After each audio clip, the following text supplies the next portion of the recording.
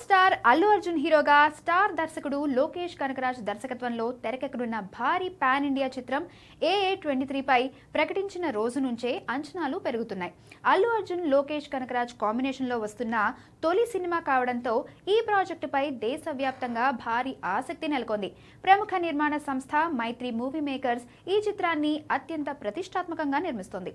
తాజాగా ఈ సినిమాకు సంబంధించి మరో ఆసక్తికరమైన వార్త సినీ వర్గాల్లో చక్కర్లు కొడుతోంది.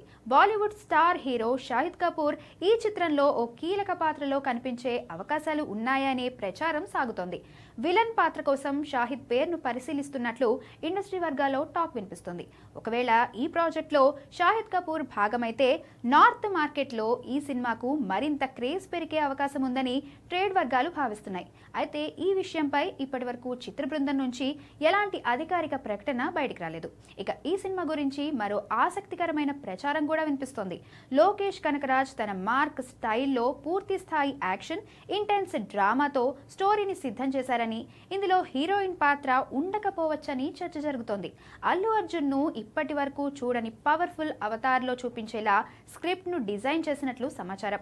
మరి షాహిద్ కపూర్ ఎంట్రీతో పాటు ఇతర ప్రచారాల్లో ఎంతవరకు నిజముందో తెలుసుకోవాలంటే మేకర్స్ నుంచి అధికారిక ప్రకటన వచ్చే వరకు వేచి చూడాల్సిందే.